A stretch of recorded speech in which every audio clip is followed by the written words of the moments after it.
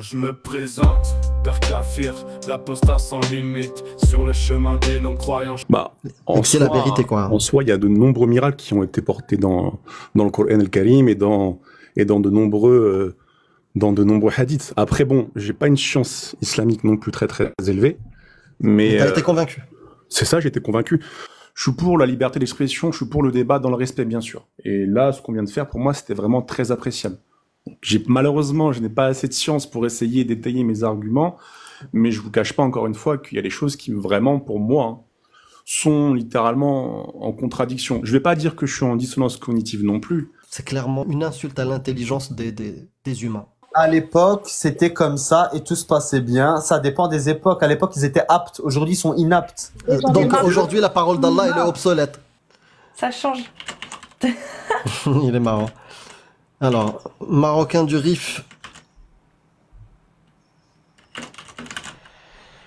Marocain du Rif, Cassius Lady. Cassius Lady, Marocain du Rif. Voilà. Ah, on t'a fait monter tout à l'heure. Ouais, merci, c'est gentil. Et on a entendu un ronflement. Tu dormais ou... Non, pas du tout. C'est juste, j'ai fait un faux mouvement. Ok. C'est ça. Alors, qu'est-ce que t'as pour nous comme source? Apparemment, on m'a dit que t'avais des sources. J'avais, la dernière fois j'étais monté, et Cassius, tu m'avais demandé de faire des recherches par rapport au PDF que j'ai écrit, tu te rappelles? Par rapport auquel de PDF? J'avais écrit un PDF, et dans ce PDF, il y avait une question que tu m'avais posée. En fait, il nous avait, si tu te souviens, il y avait un PDF qui expliquait le mariage des petites filles et il avait même avoué quelque part qu'il avait écrit des affirmations sur la science sans avoir vérifié. Donc maintenant, je sais pas, peut-être que tu as de nouvelles informations. Et par rapport à ça, j'ai même fait une thèse. Non, je suis sérieux. Attendez 2 minutes, je prends juste mon PC. Attendez.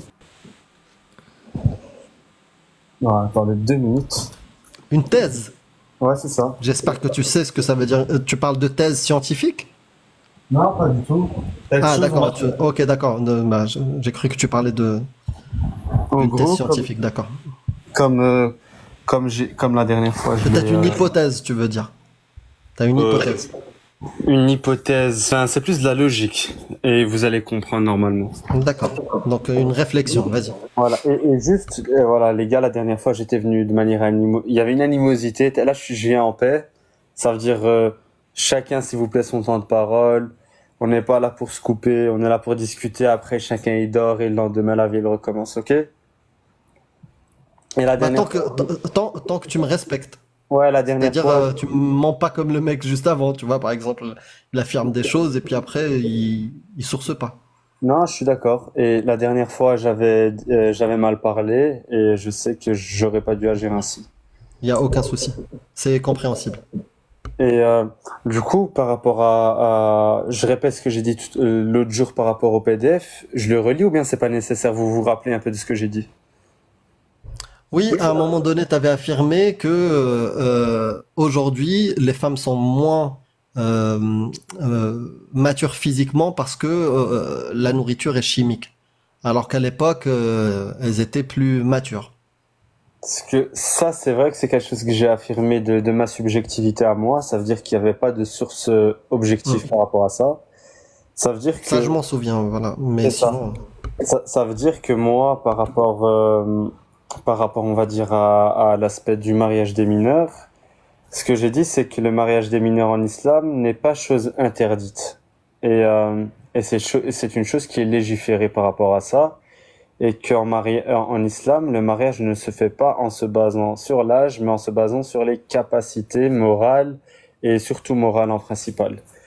Parce que même des gens qui n'ont pas forcément l'aspect physique peuvent se marier. Du coup, là, le principe moral / maturité est plus important que l'aspect physique. Ben, il faut que voilà. Ça, j'aimerais bien que tu me le démontres parce que moi, le texte que j'ai en mémoire, c'est qadira ala al-wat'. C'est-à-dire, il y a juste la capacité de recevoir une banane dans la salade. Voilà. Donc, mais je n'ai aucun texte en mémoire qui parle de capacité morale ou intellectuelle ou quoi que ce soit.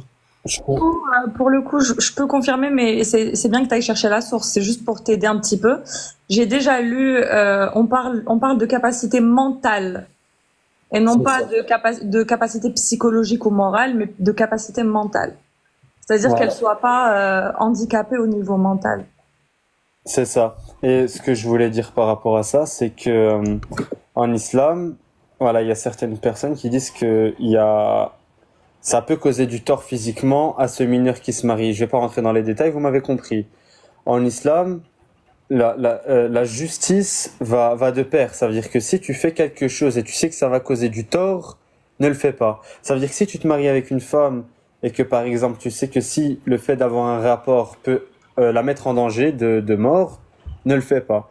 Ça veut dire qu'en islam, il y a cet aspect de transgression, de mal qui est toujours omniprésent. Ça veut dire que oui, un homme peut se marier avec une femme mineure, bien évidemment. Il y a comment on appelle ça, comme je l'ai cité l'autre jour, il y a beaucoup de points à respecter. Mais sinon, en islam, si ce mariage peut causer du tort physique et ou moral à cette personne, mais en l'occurrence physique dans ce cas de figure, chose qu'il faut éviter. Et si tu le respectes pas, c'est quoi la sentence dans le fiqh, dans la jurisprudence islamique, c'est quoi la sentence, la sanction pour le père et le mari? Par rapport à ça, il y a un vide juridique. J'ai pas trouvé de sentence. C'est ça. Il y a un vide juridique. T'as tout résumé. Ça veut dire que par rapport à ça, il y a maintenant en islam le mariage des mineurs, il est autorisé. Et comme ça vous dérange si je relis le PDF pour vous remettre dans le bain pour voir. On peut relire juste après, mais moi j'ai envie de te poser une question intermédiaire. Ok. Vu que toi, Marocain du Rif, t'es quelqu'un de 2024, je pense. Est-ce que tu as pris connaissance de ce que dit la science aujourd'hui sur une relation S avec des mineurs? Qu'est-ce qu'une je sous-entends que c'est quelque chose, on va dire, qui est peut-être dangereux selon. C'est ça? La connaissance aujourd'hui, oui. Les mineurs, oui, c'est un danger. Et c'est pour ça que c'est considéré par les lois des pays qui se respectent comme un crime. Et c'est pas pour rien. C'est pas parce que c'est une histoire de morale ou de mœurs. C'est les connaissances scientifiques qui les guident à faire des choix, des interdictions, des peines. Aujourd'hui, j'espère que tu as exploré au moins ce que fait un acte S avec une mineure. Je comprends. Et par rapport à ça, comme je l'ai dit l'autre jour, en soi, si ça cause du tort, un homme, un musulman, se doit de ne pas causer du tort. Ça veut dire que. Exactement. Ça veut dire que. On est d'accord. Ça veut dire que si ça cause effectivement, si ça cause du tort, eh bien, ça veut dire que cette personne devrait s'abstenir du causer du tort, parce qu'on est d'accord qu'en islam, faire un tort, c'est interdit. Ça veut dire que. Ça dépend, on peut revenir dessus sur la définition de faire du tort, mais ok, je comprends. Moi, je parle des humains. Donc toi, en tant que musulman, tu estimes qu'il faut pas faire du tort, et du coup, tu vas pas le pratiquer. Mais moi, ma question, c'est qu'aujourd'hui, notre connaissance scientifique de la chose dit, je vais sortir un chiffre un peu du chapeau, mais ça correspond un peu à la réalité quand même, que quand une fille est mineure, il y a un taux très élevé de risque pour elle, pour sa survie. D'accord? Le risque est énorme. Est-ce que si Dieu était je parle pas des croyants, est-ce qu'ils vont pratiquer ou pas?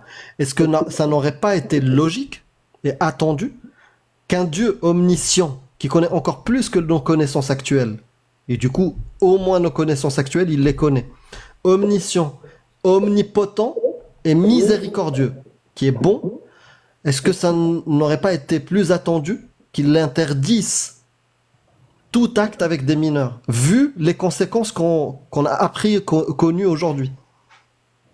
J'ai une question, est-ce que ces conséquences sont systématiques? Ça veut dire que sur chaque enfant mineur, ça a des conséquences néfastes. D'accord, si tu mets ton doigt ici, il y a 90% de chances que tu décèdes. Est-ce que tu vas mettre ton doigt parce que c'est pas systématique? De manière objective, il y a eu beaucoup, surtout. Mais est-ce que moi- tu peux me répondre sur cette question-là, cette analogie? Si je te dis, mets ton doigt sur cet objet-là, il y a 90% de chances que tu décèdes sur le coup. Est-ce que je c'est ne pas mettrai systématique je sur ne le mettrai- systématisme? Ouais. Est-ce que tu vas mettre ton doigt? Je ne mettrai pas mon doigt. Merci. Cependant, Amir, t'es gentil avec 90%, parce que surtout Oui, oui. les conséquences psychologiques, c'est... Là, c'est autre chose. Ouais, ouais. voilà. Mais- Ils sont Là, c'est très, pire. très graves. Hein. ce que je veux dire, c'est que, genre, moi, je suis marocain du Rif et chez nous, ben, ça se mariait très jeune. Et C'est pas parce que c'est une pratique qui était acceptée à une époque dans une région que ça rend la chose bonne. Aujourd'hui, je t'ai dit, tu as la connaissance que scientifiquement, que ça soit les dégâts physiques ou psychologiques, c'est comme l'analogie que je t'ai dit. Imaginons, et je suis gentil, hein, imaginons que 80, c'est pas systématique, hein, il y a 10% où ça se passe bien. Est-ce que, pour autant, on va l'accepter? Parce que c'est pas systématique, c'est juste 90%. moi, t'as vu, de manière objective, comme tu l'as vu, j'essaie d'être le plus logique possible. Ça veut dire que moi, je sais que si c'est 90% de chance, genre j'aimerais que tu me sortes, comme la dernière fois tu m'as demandé des sources et tu as raison. Et là, qu'est-ce que je t'ai dit? Je t'ai dit que ça venait de ma personne, c'était subjectif à moi et c'est pas quelque chose que je t'ai sorti, on va dire, de sources scientifiques. Ça veut dire que, à ton tour, j'aimerais aussi que tu me sortes, on va dire, une étude qui prouve qu'avoir un rapport S avec quelqu'un de mineur, eh ben, il y a, comme tu dis, 90% Un de risque. Non, j'ai pas dit 90%, j'ai dit un risque très élevé. Est-ce que Athéna, tu peux sur la psychologie et puis Oui, bien sûr. Je vais prendre mon ordinateur. Hein, en attendant, ouais, vas-y, je te laisse le temps. En attendant, j'aimerais te parler parce que tu allais citer l'expérience personnelle, comme quoi au Maroc ou dans d'autres régions, il y a des femmes ou des enfants qui sont mariés et ça se passe bien. Il y a un biais que tu dois vraiment essayer d'aller explorer, c'est le biais du survivant. Je vais te dire la définition, est une forme de biais de sélection consistant à surévaluer les chances de succès d'une initiative en concentrant l'attention sur les sujets ayant réussi. Tu concentres l'attention sur ta grand-mère qui a survécu. Tu concentres ton attention sur toutes celles qui ont pu survivre à une relation S au Maroc. Et toutes celles qui sont décédées suite à une relation S, on les a oubliées. Parce qu'ils n'ont pas eu de descendance. Mais si tu vérifies, il y avait un taux de mortalité énorme, que ça soit au Maroc, que ça soit... mais partout. Mais grâce à la science et nos connaissances, et justement le fait que les gens ont pris connaissance que c'est un danger et que c'est un crime qui est considéré, mais partout, c'est quelque chose de quasiment universel. C'est-à-dire les gens savent très bien ce que c'est la pédocriminalité. Ils savent très bien que le fait d'avoir une relation S avec des mineurs, c'est dangereux psychologiquement et physiquement sur la mineure. C'est pour ça que les gens sont dégoûtés de ça. Et aujourd'hui, on a des gens, parce qu'ils ont une doctrine, Allah, le prophète ou d'autres religions, hein, parce qu'il leur a dit, ben, ils se posent encore la question, est-ce que c'est quelque chose de bien? Et là, on a la démonstration, malheureusement, au Marocain du Rif, tu vois. C'est que tout le monde sait, même toi, tu peux aller chercher. Et tu as eu le temps, depuis la dernière fois, d'aller regarder ce que dit la science. Mais non, tu étais dans un biais de confirmation, tu cherchais que les choses qui vont aller dans ton sens et essayer de justifier l'injustifiable. Moi, quand tu m'as expliqué ça la dernière fois, moi, j'ai essayé de répondre de la manière la plus objective en disant qu'en islam, il y a certes, comme tu dis, des complications, mais en islam, l'âge ne fait... Genre, est-ce que je peux relire le texte, s'il te plaît? Juste pour... concernant l'âge d'Aïcha, prélude. En islam, la justice... Et il y a la thèse en bas que j'ai écrite aussi. Parce que j'ai vraiment été en mode comme ça, vous allez comprendre le truc. Et c'est... En islam, la justice est une obligation en tout temps. Et cela concerne les mariages également. Un tuteur qui donne son enfant doit le faire avec justice, c'est-à-dire donner son enfant sans lui causer de préjudice. En islam, il n'y a pas d'âge légal, c'est-à-dire que le tuteur décide en se basant sur la justice, car un musulman se doit d'être juste en tout temps, et surtout. Donc un tuteur doit donner sa fille en étant juste envers elle. Un tuteur qui décide de donner sa fille de 2 ans en mariage, eh bien celui-ci commet une injustice, car ce mariage causera une injustice à son enfant de 2 ans, car inapte et en incapacité d'assumer ce rôle sur tous les plans moral et ou physique. En islam, les jeunes peuvent se marier tant qu'ils sont dans la capacité, même mineurs. Cependant, le tuteur doit reconnaître en eux la capacité de le faire et ne pas leur causer d'injustice, car encore une fois, en islam, tu peux pas causer d'injustice. Nous sommes dans l'an 2000, et ça c'est ce que j'avais dit sur lequel tu m'as dit il y a pas de preuve, il y a pas de souci, tu as raison. Et dans les temps d'aujourd'hui, les mineurs aptes au mariage sont plus moindres en comparaison aux mineurs des anciennes époques, car le conditionnement des générations les rend simplets, retarde le développement de leur conscience. Cela ne veut pas dire que 100% des mineurs d'aujourd'hui sont inaptes au mariage. Peut-être un léger pourcentage en est capable, mais à cause de notre alimentation chimique et polluant, le développement est radicalement retardé. Sans même parler de l'éducation environnementale, la télé et tout ce qui peut s'en suivre. Et ça, ce que tu dis, c'est faux, scientifiquement. Enfin, je dois faire mes recherches, mais en ce moment-là, je peux pas te répondre, te dire c'est faux ou si c'est pas faux, je sais pas. Je te donne les sources marocaines du RIF. Alors, Oui. je vais te parler des conséquences psychologiques, puis on va passer aux conséquences physiques. Donc, les psychologiques, tu as sur la prévalence des troubles mentaux. C'est National Child Traumatic Stress Network. C'est une étude de 2003 qui s'appelle Child Sexual Abuse Fact Sheet. Non, attends, Athéna. Là, Oui. ça concerne les abus. Là, ça concerne le mariage. Alors, je t'explique une chose. On parle de relation S avec une enfant. Ah bah, Ça laisse-moi te me lire la suite. Un Ça paragraphe. Ça, Enfant. Ah bah, ça me laisse-moi te lire la suite. Un Ça paragraphe. ça, N'existe attends. pas le consentement chez les jeunes filles de 12, de 9, 10, 11, 12. Ça C'est n'existe faux. pas. L'histoire. Il n'y a pas de consentement Non. éclairé. Tu sais quoi, Marocain du RIF, laisse la fille aller jusqu'au bout Ok. et note tes objections et puis après Ok. tu pourras. Ok, ça marche. Alors, Vas-y, pour le Athènes. coup, oui, alors je vais t'expliquer. Tu ne vas pas trouver de source qui va te parler d'un rapport consenti avec une enfant et un adulte. Ça n'existe pas. Parce qu'il n'y a pas de consentement. On parle toujours d'abus quand il s'agit d'un enfant en psychologie. Ensuite, on a donc Chen YCQOM de 2011. C'est une étude du Journal of Child Sexual Abuse, toujours. Psychological Adjustment of Behavioral Problems in Child Sexual Abuse Victims. A review of the literature. Ensuite, on a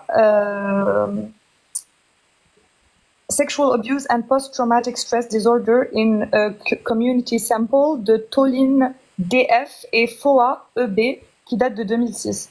Ensuite, pour ce qui est des risques physiques, on a Cohen MM et Finkelhor D de 2001, The Impact of Child Sexual Abuse on Physical Health. C'est archives de la médecine pédiatrique et adolescente. Pour ceux qui vont visionner ce passage, donc regardez dans la description, je vous aurai mis les sources. Voilà. Si vous voulez cliquer sur le lien et aller vérifier. Donc je vous le mettrai en description de la vidéo. Merci. Pour les décès, on a Smith SG de 2018, c'est le docteur. The National Intimate Partner and Sexual Violence Survey. Donc 2015, data brief, updated, donc il a été updated. Center of Diseases Mis à jour. Control and Prevention. Donc en fait, si tu cherches relation S entre un enfant et un adulte sans qu'on parle d'abus, tu ne trouveras pas, ça n'existe pas. Hein. Parce que c'est Littéralement. considéré, les enfants, les mineurs sont considérés intellectuellement inaptes pour donner un consentement sur un acte S. Voilà, un consentement éclairé sur une relation S. Et ça, c'est la base. Maintenant, si vous voulez revenir au 7e siècle avec une nouvelle idéologie ou je ne sais quoi, revenez au 7e siècle. Mais sachez que vous serez des marginaux. Parce que l'humanité aujourd'hui, les humains, ont pris connaissance de ça. Tout le monde est répugné par ça. Mais si c'est juste pour justifier les atrocités d'une religion, de votre religion, faites-le. Faites-le. Considérez que c'est pas un abus à partir du moment où c'est un mariage. Ce que je veux dire pour Attends, je veux répondre. ajouter, juste une seconde, je veux ajouter une dernière source parce qu'elle est importante, c'est traumatisme physique à long terme. Et c'est Kendall Packett de 2009. Donc, The Health Impact of Childhood Abuse, 4 Pathways by which abuse can influence health. child abuse and neglect. Et si tu veux plus de sources, notamment sur les mariages des petites filles, va sur l'association, comment ça s'appelle, Amir? Save the Children. Même en France, tu peux aller sur la Civise. Voilà. CIIVISE. Très bien. Donc, tu vas là-bas et tu vas trouver vraiment toutes les méta-analyses et les données qui sont répertoriées que tu pourras consulter.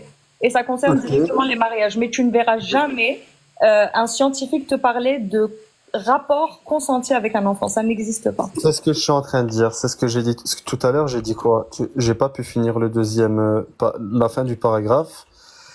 Du coup, dans la fin du paragraphe, je marquais quoi? Le père d'Aïcha a jugé sa fille apte au mariage et l'a donnée en mariage au prophète, car elle remplissait les conditions morales, maturité après son mariage avec le prophète. Et après qu'elle ait pris de l'âge, elle ne s'est nullement plaint de cela. Et au contraire, elle éprouvait énormément de jalousie pour le prophète. Tu penses que si Aïcha,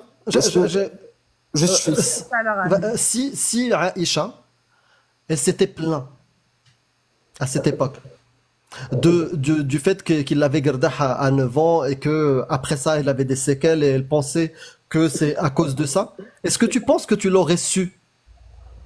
Ça frère, ça c'est des questions mais c'est toi qui viens nous dire elle s'est jamais plaint, comme si elle s'était plaint on l'aurait su. Non mais la majorité des hadiths descendent de Aïcha, ça veut dire qu'elle aurait pu laisser un message. Ça veut dire que moi ce que je dis c'est que en islam, le mariage des mineurs est autorisé, mais il faut pas être injuste. Ça veut dire qu'il y a des mineurs qui se marient ensemble. Hein. Oui, c'est pas pareil. C'est pas pareil des mineurs qui se marient ensemble. Alors on va parler. Oui, mais attends, mais Athéna, laisse-moi finir. Athéna, laisse-moi finir. Je veux même pas parce que tu dis n'importe quoi. Non. Amir, demande de se taire, s'il te plaît. J'ai pas fini. Vas-y. Laisse-le aller jusqu'au bout Merci. Je te dis sincèrement, je vais te laisser parler. Mais j'ai qu'une seule envie. Non, j'ai qu'une seule envie, je te le dis sincèrement, Marocain du Rire. Quand j'entends ce que tu dis, ça me donne juste envie de vomir. Mais vas-y. Moi, ce que j'ai dit, c'est que le père d'Aïcha a jugé sa fille apte au mariage et l'a donnée en mariage au prophète car elle remplissait les conditions morales, maturité après son mariage avec le prophète. Et après qu'elle ait pris de l'âge, elle ne s'est nullement plainte de cela et au contraire, elle éprouvait énormément de jalousie pour le prophète. Pourquoi parler à la place d'Aïcha alors qu'elle ne vous a rien demandé et au contraire, elle était à l'antipode de vos pensées? L'âge n'est pas un vecteur. Des adultes de 25 ans sont inaptes et immatures pour assumer ce rôle. En islam, il est question de capacité et non d'âge. Un mineur peut se marier comme un majeur ne peut pas se marier. Les époques changent et de l'une à l'autre, les jeunes générations sont aptes ou inaptes. C'est pour cela que le tuteur doit être juste en donnant sa fille, comme le père d'Aïcha qui l'a donné et elle a assumé ce rôle. Ça, c'est bon, j'en ai assez entendu. Et la thèse, Marocain du Rif, est-ce que tu connais le syndrome de Stockholm? Ah bah super, c'est là où je voulais en venir. Non mais est-ce que tu connais? Tu peux dire non, je ne connais pas. Oui, je connais. Je connais, mais D'accord, je vais le dire pour les gens. Le syndrome de Stockholm est un concept proposé pour expliquer l'attachement psychologique d'une victime ou d'otage envers leur bourreau. Aujourd'hui, c'est la connaissance qu'on a. Et ça, c'est pas de 2024. Hein. On le connaît depuis des dizaines d'années, le syndrome de Stockholm. Oui, mais donc ton argument de Aïcha, elle a jamais dit. Oui, non, mais si tu vis au 7e siècle, ouais. Tu dois diagnostiquer son syndrome de Stockholm. Ça, c'est justement, attends, généralement, la gestion du trauma, c'est un phénomène très complexe. On a le déni et la honte. J'ai fait une thèse complète par rapport à ça. Si tu as fait une thèse complète par rapport à ça, tu n'aurais jamais sorti Publie-la, comme ça elle va être lue par les scientifiques. Juste laisse Athéna parler parce que j'en peux plus. Moi. Une thèse sur la gestion du trauma ou sur Aïcha? Parce que si c'est sur Aïcha, moi je vais... Bref. Seigneur. Donc, on a le déni et la honte. Tu vois, les victimes, elles peuvent être en état de déni quant à la gravité de ce qu'elles ont vécu. Elles cherchent à minimiser, à rationaliser la chose. La stigmatisation aussi peut entraîner la honte. On a le syndrome de Stockholm dont vient de te parler Amir. On a beaucoup de victimes qui adoptent des mécanismes de défense pour gérer le trauma. Donc elles choisissent de ne pas en parler pour protéger le bien-être émotionnel. On a la peur des conséquences, les répercussions. On a le manque de soutien. Dans une époque comme ça, t'imagines bien que personne n'allait la soutenir et elle le savait très bien. Et on a aussi les croyances culturelles et sociétales qui rentrent dedans. C'est une étude, ça aussi, hein, de criminologie qui s'appelle durable inequalities, spatial, contextual and social determinants of chronic crime. Donc, il y a des croyances culturelles qui peuvent influencer la décision des victimes de ne pas en parler. Ok, donc là on est en plein dedans hein, aussi. Donc dire que Aïcha n'a rien dit, donc elle ne l'a pas mal vécu, c'est vraiment stupide, vraiment. Ton point de vue. Et même, tu sais, moi, l'histoire de Aïcha et le prophète, limite Osef. Tu vois Osef, si ça existait tout court dans les récits et que ça ne donnait pas lieu à des lois qui autorisent tous les hommes musulmans une autorisation de pouvoir faire la même chose, ad vitam aeternam, j'en parlerai limite même pas. Et Amir, Mais Allah, il a autorisé le mariage et la consommation de petites filles qui n'ont pas encore eu leurs règles. Ça, c'est dans le Coran. le Coran dit le contraire. Le Coran, attends, oui, t'as raison. Je peux finir. Ouais, mais attends, mais là, Donc, le Coran, t'es agressif, le Coran- tu parles calmement, après tu me dis, ouais, pourquoi Non. tu deviens... Frérot, depuis le début, je suis calme, et toi, t'es agressif. Regarde, même si tu es calme, imagine quelqu'un qui vient me Non, mais voir attends, mais là, on calmement débat. et il me dit, j'ai envie de pragmatiser ta mère. Bonjour. J'ai envie de coucher avec des petites filles.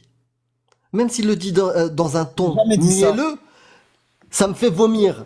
J'ai Bien jamais sûr, dit ça me révolte. Je ne J'ai parle jamais pas dit de, j'ai pas dit que c'est toi. Mais ce que tu es en train de justifier, tu es en train de ramer, de galérer, d'accepter des conneries pour justifier le mariage des petites filles. On parle de mariage de petites filles. On est en 2024.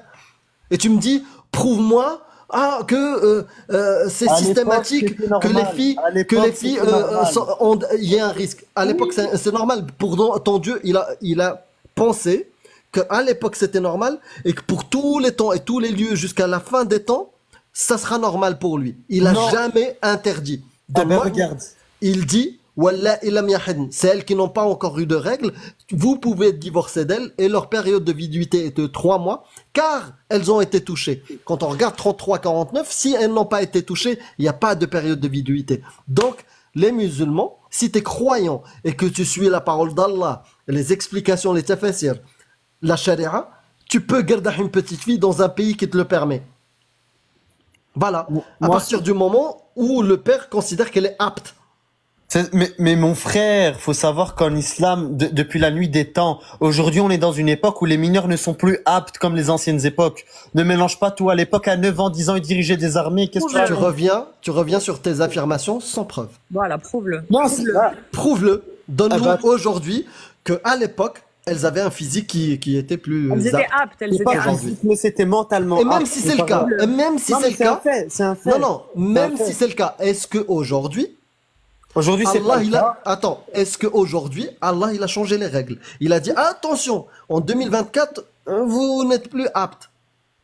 Non, il a toujours, la règle est la même. Si le père considère qu'elle est apte, il peut la donner. Tu dois prouver, tu dis c'est un fait, est-ce que tu sais ce que ça veut dire un fait? Prouve qu'à l'époque, elles avaient la capacité mentale d'endurer un mariage et un rapport S avec un À adulte. l'époque, à 11 ans, dois t'en le avais qui dirigeaient prouver. des armées. Qu'est-ce que tu racontes, toi? À 11 ans, arrête, À prouve-le 11 ça ans, aussi. ils dirigeaient des armées. Qu'est-ce que tu me racontes? C'est pas la même mentalité. Arrête de te voiler la face. Connerie, prouve-le, Arrête je de te te voiler dis. la face. Je te demande de le prouver. Tu m'as Diriger demandé une des armée. preuves, je t'en ai Mais donné. attends, moi, j'ai pas compris ce qu'il a dit. Il a dit parce que à 11 ans, à l'époque, les gamins pouvaient tenir une armée, ça veut dire qu'ils étaient physiquement aptes à endurer un acte sexuel? C'est ça que j'ai pas compris, non, moi. j'ai pas dit ça. J'ai dit qu'à l'époque, mentalement, ils étaient plus aptes que Ok. maintenant. Mais du coup, est-ce que ça leur permettait d'avoir une faculté d'encaisser un rapport sexuel? Ça dépend du cas par cas. Moi, je suis pas médecin, mais moi, je C'est qui cette fille de 11 ans qui a dirigé une armée? Ton Dieu, il a pas dit au cas par cas. Hein.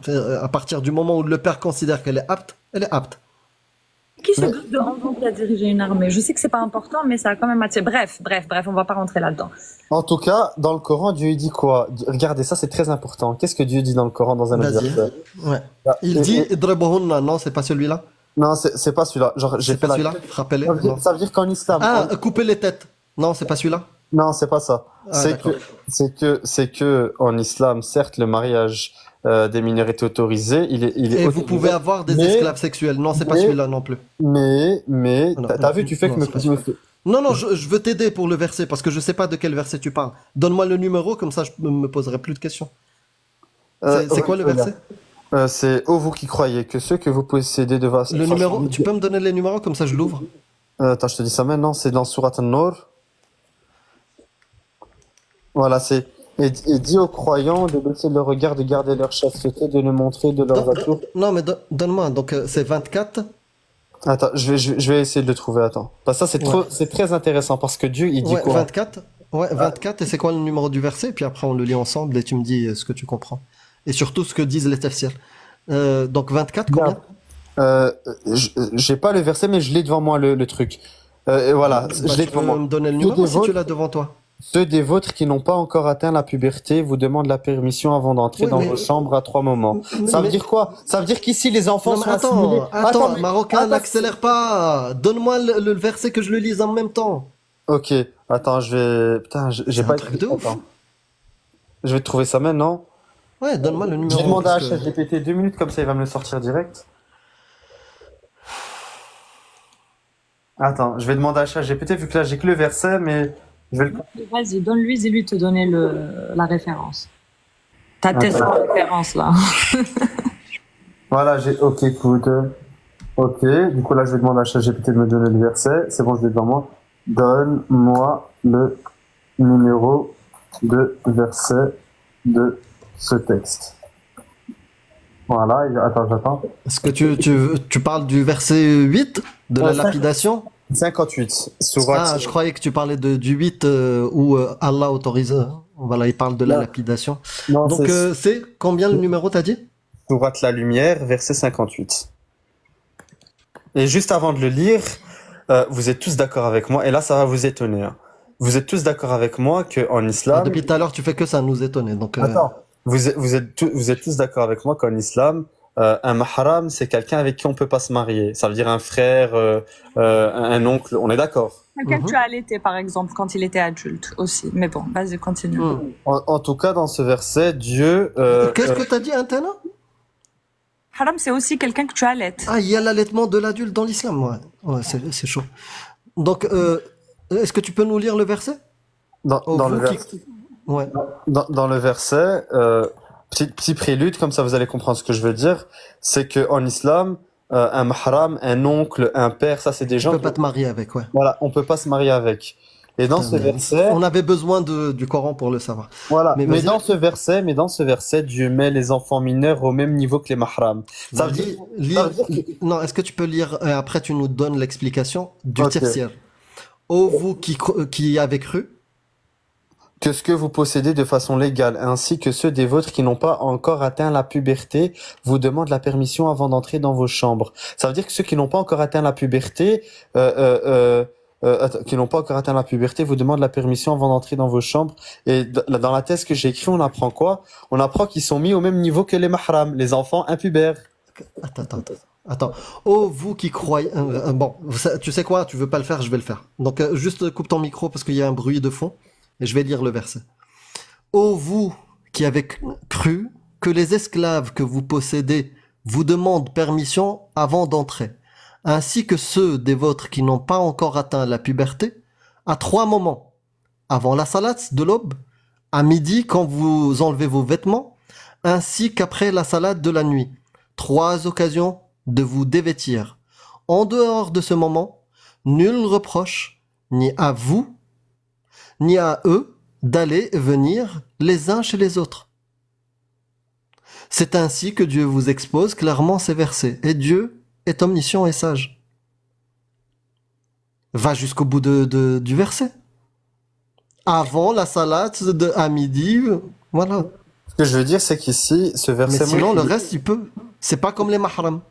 Non, ce que je dis, c'est que ce verset montre que les enfants impubères, en raison de leur méconnaissance des réalités intimes des femmes, sont autorisés à fréquenter Est-ce que tu as lu le contexte de révélation et le tafsir?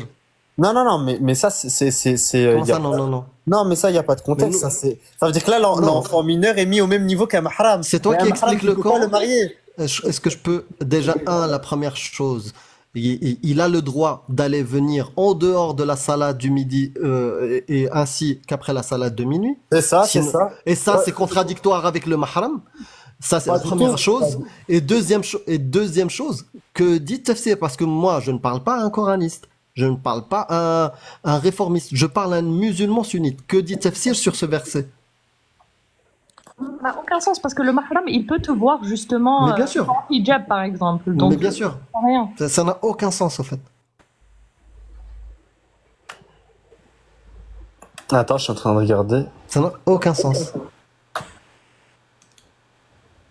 Et en plus, Ya ayyuhalladhina amanu liyasta'dinakum alladhina malakat aymanukum walladhina lam yublighou al-haluma. On parle pas de la même chose. On parle pas de la même chose. On parle de lam yahidn. On parle de femmes dans la sourate des femmes. Mais là, on parle pas de la même chose. Non, par rapport à ça, je sais pas. C'est pas la même chose. Vraiment. J'aurais bien voulu, parce que moi, si on trouve une solution pour que les gens arrêtent d'estimer que une petite peut donner son consentement et se marier avec elle et de la garder, ça serait très bien. Non, les époques ne sont pas les mêmes. Ça veut dire que d'une époque à une autre, les enfants mineurs ils sont plus aptes ou inaptes. Là, on est dans une époque où ils sont inaptes et c'est un fait. Et à l'époque, c'était pas comme ça. Ça veut dire Donc tu dois le prouver scientifiquement et anthropologiquement. l'autre jour, on m'a donné des études DOI. On m'a donné des études qui l'ont prouvé. Bah, Mais j'ai regardé ton numéro, ça ne parle pas du tout de ça. Je vais les trouver. J'ai la maintenant. vidéo, j'ai regardé, et le numéro ne parle pas du tout de ça. Un gars dans les commentaires l'autre jour, il l'avait donné. Il y en avait plusieurs qui me disaient que c'était prouvé scientifiquement. Qu'à l'époque, c'était plus apte qu'aujourd'hui. Donc C'est comme si ça. quelqu'un te le dit dans le commentaire, ça veut dire que c'est vrai. Non, mais il y en avait plusieurs qui me disaient qu'il y avait des études. C'est à l'époque, ils étaient plus aptes. Parce qu'il y a plusieurs, ils t'ont dit dans les commentaires, c'est Non, bon. mais- Non, mais C'est ça ta fiabilité dans tes sources? vu que le Coran il est intemporel, si Dieu aurait interdit le mariage des mineurs, Dieu aurait été injuste envers les mineurs des autres époques qui sont aptes au mariage. C'est exactement ça. C'est ce que je viens Ça- de dire. Voilà, ça c'est la première phrase lucide que tu viens de dire. Et c'est le cas. Il est injuste. Et deux, mais non, il mais- n'existe mais même j'ai pas. pas dit ça, C'est j'ai des pas dit humains ça. de son époque qui ont écrit ces textes. Non, j'ai pas dit ça, ça. J'ai dit que Dieu, vu que Dieu est juste, Dieu il sait que dans certaines époques, tu auras des mineurs aptes au mariage et Dieu ne veut pas leur causer d'injustice parce qu'à l'époque, ils étaient aptes au mariage. Non. L'heure d'aujourd'hui. Ouais, pourquoi Non. pas. Ça se tient. Mais non, Ça se mais tient. le père doit être censé, ça veut dire qu'il doit pas causer du tort à sa fille, ça veut dire qu'il doit être juste Au envers elle. moins limiter le mariage des mineurs avec des mineurs, comme le faisaient nos grands-parents, par exemple. Pourquoi il a pas limité au moins au lieu de mettre des petites avec des vieux de 60 ans? À l'époque du prophète, l'espérance de vie était en général de 30 ans. Ça veut dire que une seule coupure, infection, tu mourrais. Cette information, tu l'as sortie d'où? Non, mais ça, c'est un fait. Non, Non. comment ça c'est un fait? Moi, je le connais pas ce fait. Je suis ignorant de ce fait. Où je peux vérifier cette information-là? Ok, je vais faire mes recherches maintenant, mais vous savez tous qu'à l'époque, ils mouraient très très jeunes. On savait pas la Non, je ne sais pas. Je ne sais pas tant que j'ai pas vu une source anthropologique qui en parle. Ouais, mais- Je ne te crois pas. Mais Athéna aussi, elle parlait sans... Enfin, t'as parlé... Je parlais à des sources, mais qui parlaient de viol. Même si c'était vrai, ton info, elle vaut rien. Je t'ai dit pourquoi il a pas limité le mariage des mineurs avec des mineurs, comme ils faisaient nos grands-parents, par exemple. Il a laissé des petites filles se marier avec des vieux croutons. Pourquoi? À l'époque, c'était comme ça et tout se passait bien. Ça dépend des époques. À l'époque, ils étaient aptes. Aujourd'hui, ils sont inaptes. Donc aujourd'hui, la parole d'Allah, elle est obsolète. C'est pas ce que j'ai dit. Ce que je dis, c'est qu'aujourd'hui, Non, non. certains sont inaptes. Non, Non. on va mais mettre, vous me faites dire ce que on va j'ai être pas carré. dit. On va être carré. Allah, à une époque, a autorisé le mariage des petites filles parce qu'il considérait que elles étaient aptes. Oui ou non? Dieu a autorisé le mariage des mineurs à toutes les époques. À toutes les époques. Oui. Donc même aujourd'hui. Oui, mais aujourd'hui, on est dans une époque où la majorité des jeunes, 99% des jeunes sont inaptes et t'as 0,01% qui sont aptes. On fait Comment tu sais qu'il y a cette mais on fait différence-là entre l'époque et aujourd'hui? Mais Comment on fait tu le sais? comment Ok. Mais les mineurs. Comment tu le sais? Mais c'est connu, c'est connu qu'avant ils étaient C'est connu. plus aptes qu'aujourd'hui. Bon, la prochaine fois, viens avec des sources et pas des connus. Franchement. Et moi, je te ferai plus monter.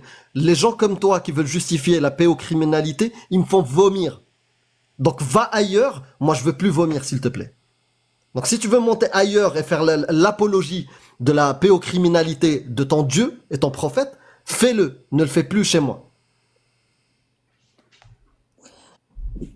J'en ai marre d'entendre des gens affirmer des trucs, sortir des chiffres de leurs fesses. Mais prouve-le qu'à l'époque, elles étaient aptes. Prouve-le.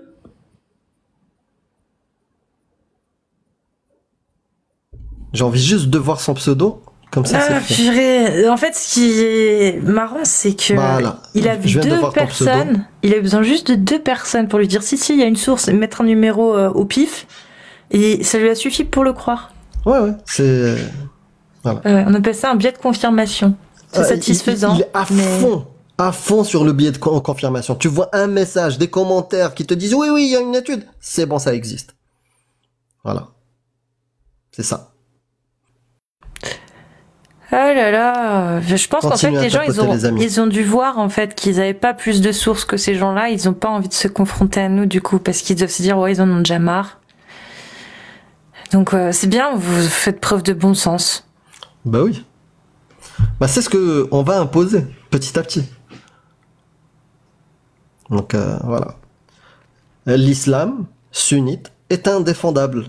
Personne ne peut défendre. Surtout Voilà. pas le mariage des petites filles. Ah bah non.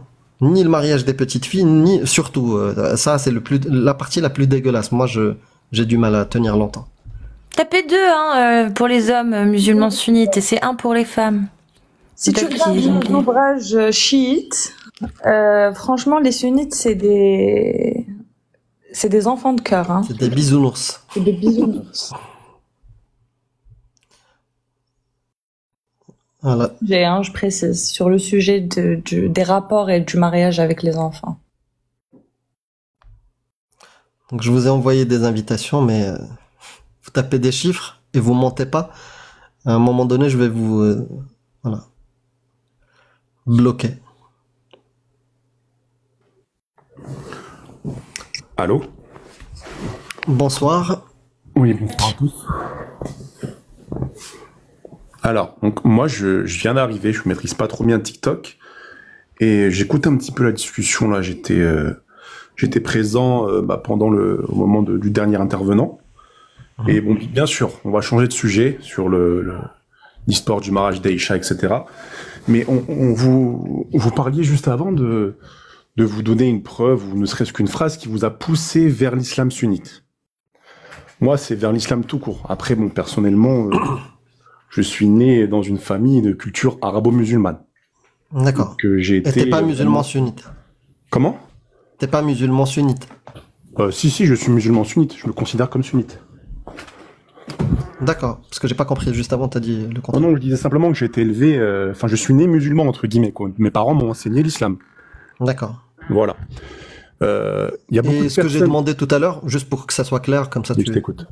ce que je demande, qu'est-ce qui vous a convaincu? En fait, il y a un truc qui grince, je sais pas pourquoi. Peut-être le support de ton téléphone. Excuse-moi, attends un instant. Normalement, c'est bon. D'accord.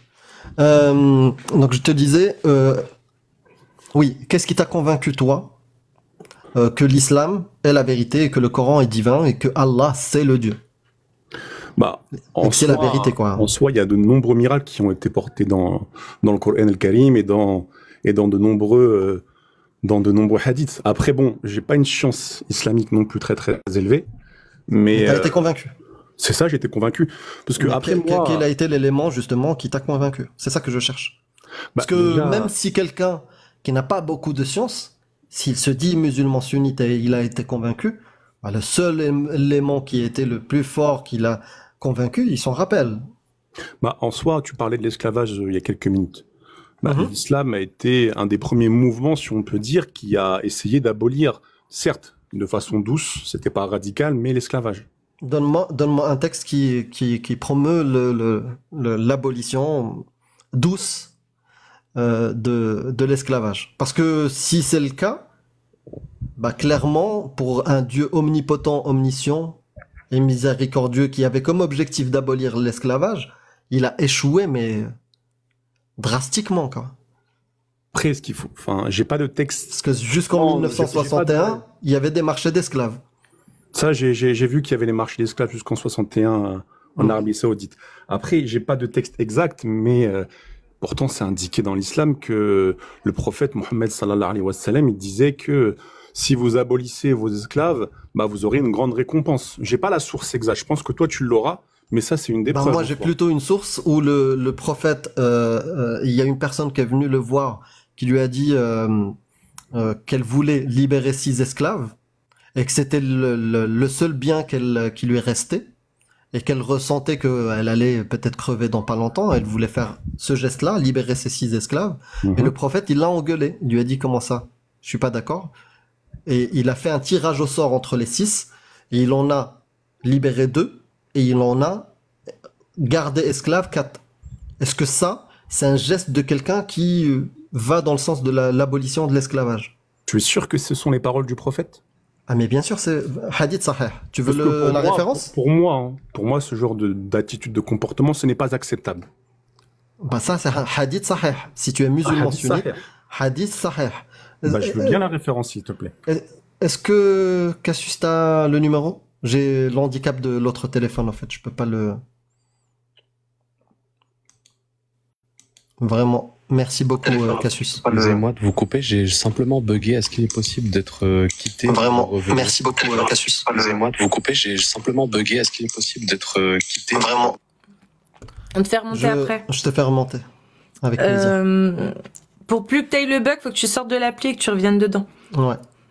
C'est Muslim 1668. Muslim 1668. Sinon, tu as aussi le Abu Daoud 3958. Abu Daoud 3958. Muslim 1668. Et t'as même un Sahih de Ibn Majah 2345. 2345. Merci Cassius, c'est bien celui. En même temps, Cassius, pour être sûr. Hein. Ouais.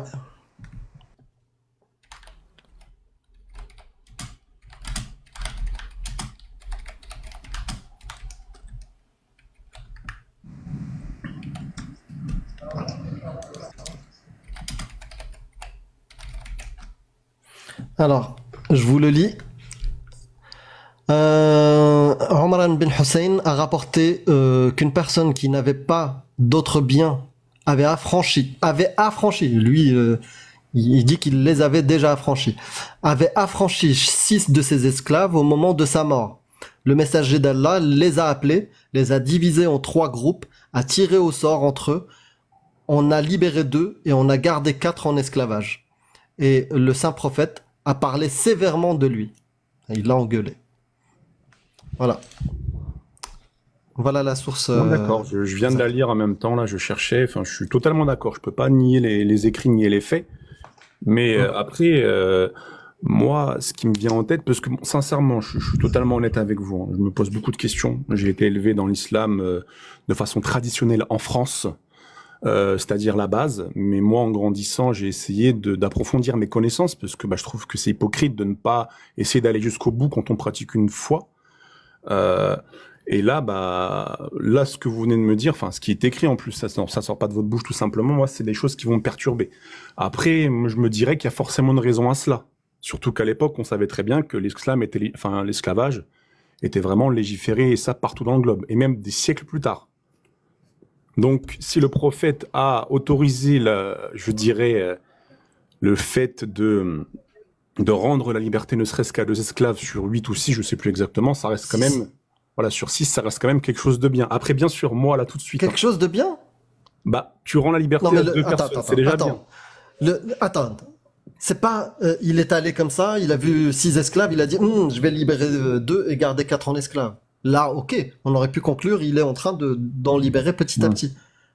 Là, le récit te dit que le mec a libéré ses 6 esclaves. Le prophète est venu, il a dit non, rectification. Non, vous 4, vous restez esclaves, et vous 2, ok, je vous libère. En l'engueulant. C'est pas moi qui l'invente, c'est un hadith sahih. Et en plus de ça, je te rajoute une source. Là, c'est Allah qui parle. Et parmi les femmes, d'accord? Ça, c'est les femmes qui vous sont interdites. Parmi les femmes qui vous sont interdites, d'accord? Les dames qui ont un mari. Sauf si elles sont vos esclaves en toute propriété. Verset 4, 24. Oui, mais moi, ce que je comprends du sens de ta phrase que tu viens de lire, c'est que sauf si elles font vos esclaves, mais il faut les marier dans ce cas-là. C'est marqué où? Je sais pas, j'ai pas du tout la source sous les yeux, tu viens de la lire. Le verset, c'est 4.24, il le dit pas, il dit pas de mariage, et tous les mufassirin ne parlent pas de mariage. Tu peux me donner la parle- source complète, s'il te plaît, que je vérifie. C'est en même temps 4, 4, c'est Sourate Nisa, Sourate des femmes, et verset 24. Il dit, vous sont interdites les femmes mariées, sauf si elles sont vos esclaves. En toute propriété, ouais. En Wal toute muhsanat min nisa illa ma malakat aymanukum. Ouais. Et Zach, il faut regarder aussi le contexte de révélation parce que ce verset, il n'est pas venu de nulle part. Il y a une histoire derrière. C'est dans le tafsir, hein. Vraiment, t'auras tout le contexte de révélation de ça. Et il y a un indicateur qui est majeur. Parce que tu as parlé, à l'époque, les civilisations, trucs, pratiquaient déjà l'esclavage et des choses. Si ce type de pratique était répandu, qu'il était accepté, pourquoi, dans le contexte de révélation de ce verset, qui autorise les hommes de Gerdah, des captifs de guerre, pourquoi les compagnons du prophète, taharrajou, ils ont eu honte de coucher avec elles? Pourquoi ces gens-là ont eu honte de coucher avec ces esclaves dont ils connaissaient le mari? Bah, de par leur état de captive et de savoir qu'elles étaient mariées. Mais tu es sûr qu'ils ne devaient pas se marier avec elles pour justement pouvoir s'accoupler avec? Non, tu peux vérifier. Tu peux vérifier. De ça, Zach, hein, on est vraiment très loin de ça. C'est parce qu'avant, ils avaient le droit de jouir de leurs captifs de guerre. Et donc, à ce moment-là, durant la bataille à El Autas, c'est une région, il y avait déjà des captifs de guerre dont on jouissait, etc. Par contre, les hommes, dans leurs mœurs, ça se faisait pas d'avoir des rapports avec elles si elles étaient mariées. Donc, c'était déjà le cas. Donc, ils avaient déjà cette morale. Et ils ont dit au prophète, on a honte de les toucher car elles sont mariées et on connaît leur mari. Et c'est comme ça que ce verset est arrivé. Vous sont interdites les femmes mariées, sauf si elles sont vos esclaves. C'est-à-dire, ici, Allah rend le rapport avec ces femmes-là halal, même si elles sont mariées. Et autre chose, quand tu me dis mariage, un mariage nécessite consentement mutuel. D'accord. Après, je suis d'accord. Comment on voit les choses?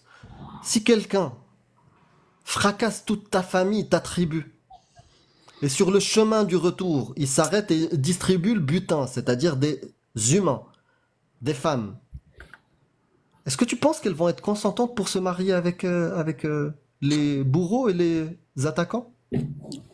Bah, malheureusement, pour moi, comment je l'interprète, c'est que le consentement sera soumis à la contrainte. Donc, malheureusement, c'est un peu contradictoire il y aura ce que je viens un de dire. consentement, mais sous contrainte. Je sais que ça peut paraître très ambigu. Non, Même c'est ça pas me fait ambigu. bizarre de te le dire. Je suis sincère Non, c'est avec pas toi. ambigu. C'est pas ambigu. C'est contradictoire. Consentement, c'est sans contrainte. Oui, C'est contradictoire, tu vois. Oui, et c'est comme si tu dis, oui, tu peux acheter cette voiture, tu as le droit de choisir, mais si tu l'achètes pas, je te coupe la tête. T'as consenti ou pas? Ah bah, tu Non, consens. Hein. il y Si avait tu une consens contrainte, pas, bien sûr, ouais, non. si t'es pas, bah oui, c'est contradictoire. Il y a pas contrainte et consentement en même temps. Consentement, c'est un consentement de préférence éclairé et libre, pas sous contrainte. Après, moi, ce que je garde en tête, c'est qu'au niveau de la révélation, enfin, il y avait un contexte historique qui était vraiment réel. C'est-à-dire que, bon, même aujourd'hui, hein, certes, c'est beaucoup moins le cas qu'au Moyen-Âge, mais la société était extrêmement patriarcale. Et quand on voit dans les textes, que ce soit les hadiths sahih ou même le Coran, on voit que la religion Elle est patriarcale. musulmane... Comment? Elle est patriarcale. Comme toute société. Non, pas comme toute société. On a même qu'à analyser les sociétés on a dans actuelles, même en l'anthropologie. Occident, qui sont On a dans patriarcales. l'anthropologie des matriarcats. Ça a existé. Très peu. C'est une minorité. Ouais, c'est une minorité effectivement. Mais le problème, c'est pas ça. Le problème, oui. Moi, ça m'étonne toujours que des gens qui croient que l'islam et que Allah existe et que sa parole est divine, de me comparer ça aux faits et gestes des humains dans des civilisations, dans des trucs. Non, soit c'est un message divin qui prône justement ce qu'il promet, l'amour, la paix, gloire et beauté, ou l'inverse. Parce que là, il autorise des choses qui sont abominables. Je sais pas, toi, tu t'aimerais vivre dans un monde où l'esclavage est autorisé? Non, pas du tout. Bah voilà, Vraiment, moi pas. non Je suis plus. plutôt quelqu'un Voilà. d'humaniste, je prône Bah, on est d'accord. l'écologie, etc. Enfin, moi, pas du tout.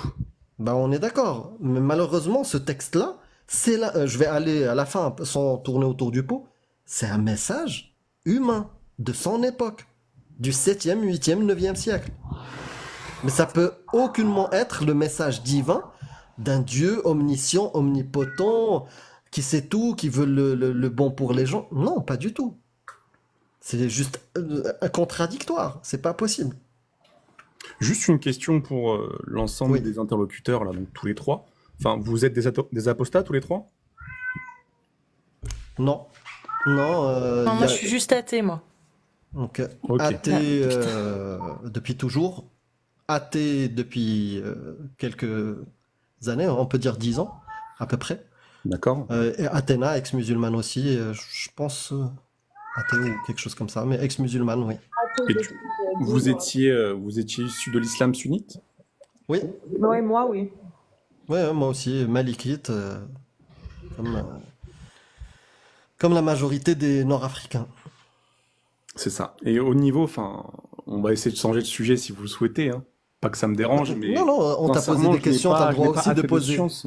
Voilà, c'est Non, ça. non, mais j'ai je t'ai d'autres posé des questions, tu vois. Donc toi aussi, tu peux poser tes questions. Exactement. J'ai d'autres questions en fait. Enfin, on Vas-y. voit souvent que dans l'islam, il y a beaucoup de faits qui sont rapportés, notamment des faits scientifiques qui ont été appris seulement récemment.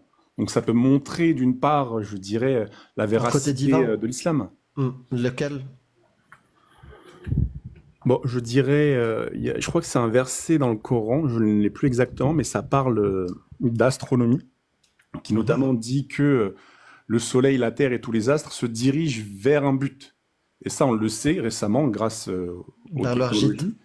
que, ben, littéralement, Vers leur gîte. c'est ça, vers leur gîte, littéralement, Est-ce bah, qu'on peut lire le nos verset? astres se déplacent continuellement dans l'univers. Comment Comment un bédouin pouvait savoir ça à l'époque? Bah, il faut lire le verset, on vérifie ce qu'il est dit dedans. Ah Voilà, donc c'est quoi le verset? Est-ce que tu peux me donner le numéro? Non, je ne l'ai comme pas, ça, sincèrement, je ne l'ai pas. Si tu veux, je cherche en même temps, là. Ouais, ça serait bien. Parce que je l'ai pas. En fait, j'ai tout sur mon téléphone. Attends. Alors, c'est 36-38. 36. 38.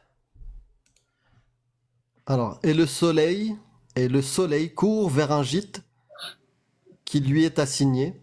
Telle est la détermination du Tout-Puissant, de l'Omniscient. C'est ça, c'est ce verset-là. Donc pour toi, le soleil court vers son gîte, vers un gîte?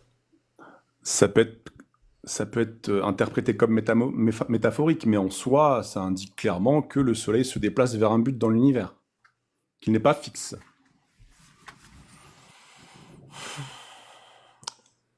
Que pensez-vous? T'as regardé le tafsir de ce verset? Non, pas du tout. Je suis franc avec toi. Bah, il faut regarder le tafsir parce que ça dit pas du tout ça. وَالشَّمْسُ تَجْرِي لِمُسْتَقَرٍّ لَهَا. Ça n'a rien à voir avec le soleil n'est pas fixe dans l'univers. Est-ce que tu sais que quelqu'un est venu poser la question au prophète? Il va où le soleil quand il se couche? Vers une mer boueuse, quelque chose comme ça, non? Ouais. Bah, Est-ce que tu savais que Allah il a dit que le prophète la yantiqu anil hawa, il ne parle pas comme ça, juste en l'air. Tout ce qu'il fait, ses faits et gestes, sa parole, innama huwa illa wahyun yuha, ce n'est qu'une révélation. Même ses faits et gestes font partie de la révélation. C'est pour ça que il y a la sunna, le fait de faire comme le prophète dans ses faits et gestes.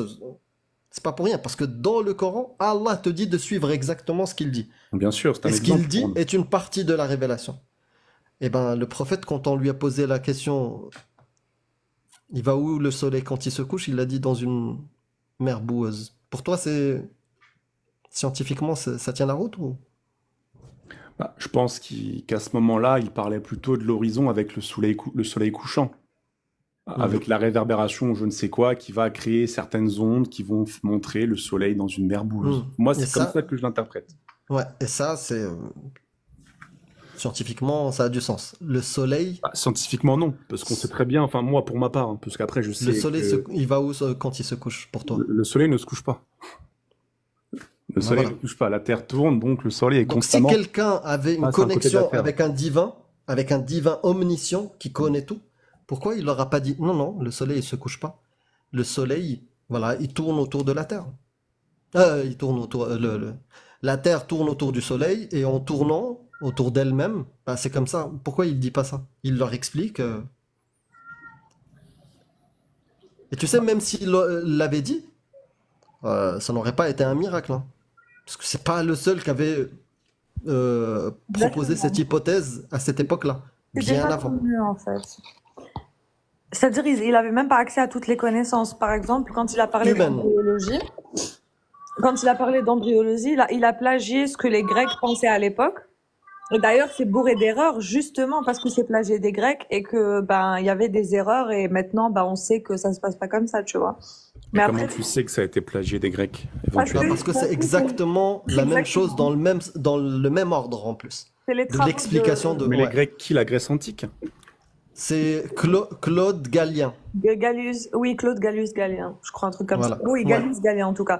C'est les travaux de Galien. C'est exactement pareil dans le Coran. Et il y a plein d'erreurs parce que à l'époque ils n'avaient pas la technologie qu'on a aujourd'hui. Par exemple, ils pensaient qu'il n'y avait pas d'ovule, ils connaissaient pas l'existence de l'ovule. Et l'ovule, elle a jamais été mentionnée. Jamais. Ils pensaient que la chair venait vêtir les os, alors que c'est totalement faux. Et c'est exactement ce que dit le Coran, tu vois. Il y a plein d'erreurs. En fait, c'est bourré d'erreurs scientifiques plutôt. Ce serait plutôt ça. J'ai juste une question on va essayer d'écourter un petit peu parce que j'ai pas mal Ouais, l'espace. je vais juste te poser une question avant ta question. Vas-y, je t'en prie. Quelque chose qu'on considère parfait. Parfait. S'il y a une erreur dedans, est-ce que ça reste parfait ou... Non. Ça ne reste pas parfait, c'est impossible. Très bien, merci. Ok, ta question. Alors, moi là tout de suite, je suis sincère, je fais face à pas mal d'interrogations, même si je suis quand même assez persuadé que ma foi reste quand même assez importante pour moi. Qu'est-ce qui vous là aujourd'hui, vous pourrez me faire tout de suite, instantanément changer d'avis sur le fait que l'islam c'est tout simplement des bêtises? Ah non, je peux rien faire. Ça, c'est toi avec ta tête. Ça, c'est ton cheminement personnel et je n'ai pas du tout cette prétention-là. Moi, ce que je fais, c'est que je partage une connaissance. Une connaissance que j'ai acquis, moi, dans mon cheminement. Cassius a fait un cheminement, Athéna a fait un cheminement, et on a acquis des connaissances sur l'islam sunnite. Et on le partage avec les gens. Maintenant, les gens, ils font ce qu'ils veulent. Non, j'entends bien sûr, c'est un parcours de vie, c'est un processus, c'est pas Tout à fait. en claquant des doigts. Mais Mm. quels ont été, vous, là, 6 mois? Moi, j'essaie, comme je vous l'ai dit, j'essaie vraiment d'étudier ma religion de façon plus profonde pour éviter de faire, comme je dirais, 98% de la population musulmane qui se contente des 5 pieds de l'islam et fin de l'histoire. Moi, ça va m'amener justement à étudier. Et vous, donc je suppose que toi, Amir, hein, personnellement, Mm. tu as dû te poser un tas de questions qui ont Ah, fait mais bien que sûr. tu as dû étudier énormément les textes religieux et qui au final ont fait qu'aujourd'hui tu es sorti de la religion. Oui. Quel a été, je sais pas moi, l'argument vraiment qui t'a piqué au vif et te dit ah non là il y a un truc c'est pas normal, là c'est indémontable, c'est pas possible que ça se passe comme ça. Ben, Moi c'est ce genre de preuve que j'aimerais et ouais. je n'en ai pas, donc si je n'en ai pas ça prouve que pour moi l'islam reste véridique. Ouais. Moi, Je sais pas si c'est... tu vois ma façon Oui, de penser. j'ai compris. Ouais, j'ai compris. Effectivement, ça s'est pas fait d'un claquement de doigts parce que quand tu es attaché et quand, surtout moi dans mon cas, tu es endoctriné et que tu as la conviction que le texte est parfait, que c'est divin et que Mohammed c'est le meilleur des hommes à suivre, c'est difficile voilà, de voir les choses différemment, d'avoir de l'esprit critique et surtout, c'est qu'il y a le paradis. Il y a l'espoir de revoir les amis proches, la famille, des choses comme ça.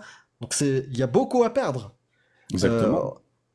Voilà, quand tu es croyant, tu penses qu'il y a beaucoup à perdre parce que tu crois que c'est ça la vérité. Donc moi, j'ai retourné les textes dans tous les sens et à chaque fois, je me disais, peut-être que je me trompe, peut-être que j'ai mal compris. Donc bien sûr, j'ai retourné les textes plein de fois. Mais au final, je n'ai j'ai vu déjà que le debunk, c'est même pas moi qui l'ai fait, c'est Ahl-Sunnah wal Jama'a, c'est-à-dire les musulmans sunnites, les savants, ils ont débunké tous les miracles scientifiques, eux-mêmes. Même avant moi. Donc, et moi, dans ce parcours-là, j'ai bien sûr exploré ces miracles scientifiques, ou aujourd'hui que j'appelle des mirages scientifiques, il n'y a rien. Ça, c'est la première chose. Et sinon, moi, personnellement, ce qui m'a... voilà, j'ai trouvé aucune bonne raison de croire que ce texte-là, ce livre-là est divin. Et en plus de ça, l'acceptation de ce texte qui n'a rien de divin me fait devenir quelqu'un d'atroce, d'horrible. Accepter le mariage des petites filles, accepter l'autorisation que Allah me donne pour corriger, frapper ma femme, l'esclavage, celui qui change de religion. Moi, je croyais que le verset de la période mecquoise qui dit Lakum dinakum waliyadin, vous avez votre religion, j'ai la mienne, et que c'était un message de liberté de conscience. C'est comme ça qu'on m'a appris l'islam. J'ai Dans le découvert Coran, que il n'y a ça. rien qui parle des apostats, il n'y a aucune sanction qui leur a Ah si, infligée. ah si. Ceux qui ont cru et puis après mécru, ils auront un châtiment ici-bas et dans l'au-delà. Et c'est comme ça que s'est construit la charia, sur ces versets-là, sur le hadith sahih du prophète Man baddala dinahu faqtuluh, celui qui change sa religion, vous le pragmatisez. Et c'est pour ça qu'il y a un avis majoritaire dans les 4 écoles, comme quoi la peine capitale pour celui qui change de religion. Consensus pour le coup, il n'y a aucune divergence, hein. Tu coupes la tête. Donc moi j'ai été en fait plus que choqué, j'étais déçu d'avoir cru en une mythologie humaine qu'on m'a vendue parce que ces gens-là étaient aussi victimes d'endoctrinement. Je parle de mes parents, de ma société où j'ai grandi. Moi j'ai grandi au Maroc. Des gens qui sont victimes d'une croyance me l'ont transmise comme vérité absolue et que quand j'ai commencé à lire, j'ai trouvé des atrocités, de la barbarie et surtout aucune bonne raison d'y croire. Voilà. J'ai essayé de te résumer, mais c'est long. Ouais, merci. Je pense il y a Aileen qui nous dit dans les commentaires, parlez-lui de la création du sperme, parce qu'il y a marqué que le sperme provient des vertèbres. Mais en fait, tu sais, je pense que c'est vraiment propre à chacun. Moi, ce qui m'a fait le plus douter, c'est l'histoire de Zayd. Ce qui m'a fait le plus choquer, c'est l'histoire de Safia bint Huyay. En fait, je pense que c'est vraiment propre à chacun. Et moi, ce que je peux te conseiller, si tu veux vraiment lire les textes, quand tu vas aller lire le Coran, ça c'est vraiment pour le début, pour pas que tu galères comme moi. Lis-le dans l'ordre chronologique. Ne le lis pas dans l'ordre traditionnel. Lis-le dans l'ordre de révélation, tu vois. Ensuite, pour le comprendre, tu vas rien comprendre, hein, et ne t'étonne pas, t'es pas bête, c'est incompréhensible. Tu regardes un tafsir, soit Ibn Kathir, soit Tabari, tu vois, les grands exégètes. T'en choisis un, celui qui te va. Le plus simple, c'est Saadi, mais je sais pas si tu le trouveras en français, PDF, tu vois. Saadi n'est pas traduit, mais Ibn Kathir, il est en français, et il est très bien. Ouais, tu prends celui que tu veux, en fait. Il faut que ce soit un des grands exégètes. Soit, je sais pas si tu les connais, mais Note Ibn Kathir, tu le trouveras en français, en PDF. Parce que t'en as d'autres, et il y en a qui étaient même proches de la période de la révélation, par exemple 100 ans après, et qui ont fait des exégèses et tout. Mais le problème, c'est que c'est pas complet. Ils ont fait des parties. Mais ceux qui sont considérés comme Sheikh al-Mufassirin, c'est Tabari, et juste après, t'as Ibn Kathir. Mais t'en as d'autres, mais tu choisis. Hein. À partir du moment où tu cherches les tafsirs, c'est déjà très bien. Après, pour moi, la problématique est la suivante, c'est qu'en soi, tous les tafsirs, etc., ça reste des interprétations faites par un être humain, donc littéralement une personne imparfaite. Donc, oui, mais toi, tu peux pas interpréter. Incohérences, etc. C'est ça qui va me gêner, moi, vous voyez? Ouais, il y a marqué aussi que Allah, il dit « La tajtami'u ummati ala dalalah » c'est-à-dire ma umma ne se rassemble pas, d'accord, sur une perdition, sur un égarement. C'est-à-dire que Allah, l'omniscient, omnipotent, il a vu ça, anticipé, et il te dit que quand il y a un ijma', c'est-à-dire un avis majoritaire, un consensus sur un sujet, la tajtami'u ummati ala dalalah. Donc il faut suivre l'avis majoritaire, il est guidé par la main divine. Allah, il te le dit. Surtout que... Pardon.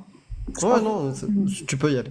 Je voulais dire surtout que si tu lis tout seul, tu trouveras beaucoup plus de contradictions que si tu lis un tafsir, parce que crois-moi que les érudits, ils se cassent la tête, ils font de la gymnastique intellectuelle pour pallier aux contradictions, tellement il y en a. Donc tu vas plutôt trouver des pirouettes cacahuètes dans tous les sens pour pallier aux contradictions plutôt que des contradictions en fait. Et une fois que tu auras vu les exégèses, lis la sira, lis la biographie du prophète, c'est hyper important. Cherche la biographie de Ibn Hisham, tu la trouveras aussi en PDF en français, et lis-la et accroche-toi. Ok, donc promis, je vais le faire. Je note un petit peu tout ce que vous me dites depuis tout à l'heure pour ne serait-ce que contredire tout ça, ne serait-ce que pour moi, parce que comme je vous l'ai dit, moi, la foi reste quand même quelque chose de très important pour moi, même si je me pose pas mal de questions. Mais au niveau des interprétations, enfin, moi, il y a encore un truc qui me turlupine, c'est que ne serait-ce que la langue arabe, elle est tellement riche comparée à certaines langues, notamment, je dirais, l'anglais, en termes de mots, en termes de nombres, hein, c'est factuel. Donc, comment réussir à interpréter parfaitement? Comment réussir, excuse-moi, Amir, à interpréter vraiment, je dirais même à 99,9% certains écrits de la langue arabe au niveau, enfin, en passant par l'anglais. Je suis d'accord avec toi. En fait, de toute façon, je suis d'accord avec toi. Toute traduction trahit la justesse du message initial. Exactement. Toute traduction. Tu as toujours une petite altération. Mais pour vérifier le sens, au-delà de la traduction, tu peux regarder que disent les exégètes sur cette traduction. Et il y en a plein, et tu peux les comparer. Ils sont tous plus érudits que toi et moi. Et le problème, ok, eux ils se sont trompés. Les hadiths, qu'est-ce qu'on en fait? Man baddala dinahu faqtuluh. Il y a pas de moi j'ai pas quitté l'islam en français. Hein. Moi j'ai quitté l'islam, c'était ma recherche a été faite en arabe. Moi j'ai fait tarbiya islamia, l'éducation islamique au Maroc, et je suis resté jusqu'à quasiment 21 ans. Donc j'ai vécu mon islam était en arabe et pas en français. Je me suis jamais posé la question, un problème de traduction quoi. Non. Les choses sont claires, directes. Man baddala dinahu faqtuluh. Celui qui change sa religion, vous lui séparez la tête du corps. Et c'est un consensus. C'est un hadith. Le Coran, je t'ai dit, ceux qui ont cru et mécru après, ils auront un châtiment ici-bas et dans l'au-delà. Allah, il dit ça. Le prophète, il te dit, Man baddala dinahu faqtuluh. Le consensus des 4 écoles te dit, peine capitale pour tout est enchaîné, tout est en accord. Il n'y a pas de contradiction ni avec la parole d'Allah, ni avec les faits et gestes du prophète, ni avec la conclusion des savants. Si je peux me permettre, Amir, là, dans le Coran, il n'y a pas question de pragmatisation ou quoi que ce soit. On parle de châtiment. Reste à savoir quel est ce châtiment. Et moi, ce que je sais aussi, c'est que le prophète a clairement dit, n'écrivez rien sur moi, ne suivez que de moi la parole d'Allah. Donc ça aussi, ça reste à prendre en considération quand même. Non. Il faut que tu me donnes la source de ce que tu viens de dire. Et au-delà de ça, je vais te donner un autre verset, et puis après Athéna à toi. Surat Tawbah. Surat Tawbah, voilà, verset 4 de la sourate 9. À l'exception des associateurs avec lesquels vous avez conclu un pacte, puis ils ne vous ont manqué en rien et n'ont soutenu personne à lutter contre vous, respectez pleinement le pacte conclu avec eux jusqu'au terme convenu. Dieu aime les pieux. Verset juste suivant. Après les mois sacrés expirent, tuez les associateurs où que vous les trouviez. Capturez-les, assiégez-les, guettez-les dans toute embuscade. Si ensuite ils se repentent, accomplissent la salat et acquittent la zakat, alors laissez-leur la voie libre, car Dieu est pardonneur et miséricordieux. Donc c'est toi qui me dis que non, il dit pas pragmatiser, il le dit ici. Une autre, celle qui parle de la corruption, ceux qui sèment la corruption. Ceux qui sèment la corruption. Ouais. Pragmatiser. C'est quel numéro? J'ai pas je retiens pas les numéros. Attends, Cassius, tu l'as? Que j'ai pas entendu, en fait, j'ai bugué. Ceux qui sèment la corruption sur Terre. Oui, c'est le 533. Merci. 532 et 533, mais c'est le 533. Voilà. Imamet Cassius Lady a parlé. 533. Tac. Voilà. La récompense. 533. Tu as noté, Zach? J'écoute, oui. La récompense de ceux qui font la guerre contre Dieu et son messager et qui s'efforcent à semer la corruption sur la terre, c'est qu'ils soient tués ou crucifiés ou que soient coupées leurs mains et leurs jambes opposées. Quelle miséricorde. Ou qu'ils soient expulsés du pays. Ce sera pour eux l'ignominie ici-bas et dans l'au-delà. et il y aura pour eux un énorme châtiment. Voilà. Ça, Zach, hein, parce que quand on parle de mener la guerre, c'est aussi idéologique, hein, comme on est en train de le Oui, faire. bien sûr, oui, ça, j'ai compris le propos. Voilà, au cas où. Après, moi, personnellement, je suis absolument contre ce genre d'atrocité. Mais bon, qu'est-ce que vous voulez que je vous dise? Eh ben, je comprends, Zach. Ben, Tu es meilleur que l'islam. Je C'est n'aurais ce pas que cette prétention de dire ça, mais enfin... moi, je sais que toi, t'es croyant, tu peux pas le dire, mais moi, je l'ai dit tout à l'heure et je l'ai affiché en grand, et Athéna l'a fait dans son live cet après-midi. Les musulmans sont meilleurs que leurs textes. Et franchement, aujourd'hui, moi, j'étais comme toi, hein, j'ai rien de condescendant, j'y ai cru aussi et tout, mais clairement, quand tu lis ces textes-là, le Coran et toute la tradition, c'est clairement une insulte à l'intelligence des humains. Voilà.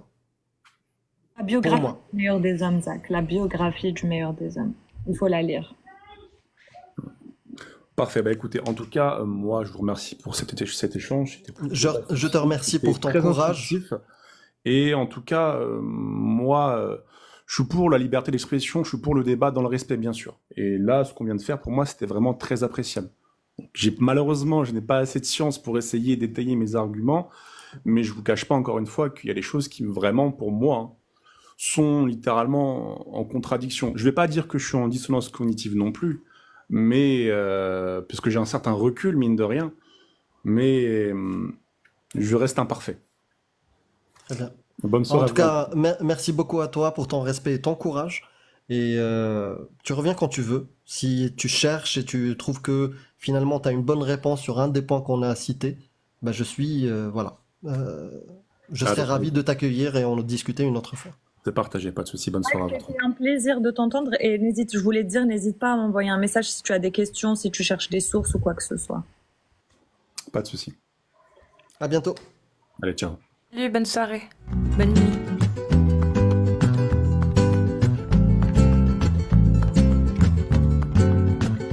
Ceux qui vous font croire des absurdités vont vous faire commettre des atrocités.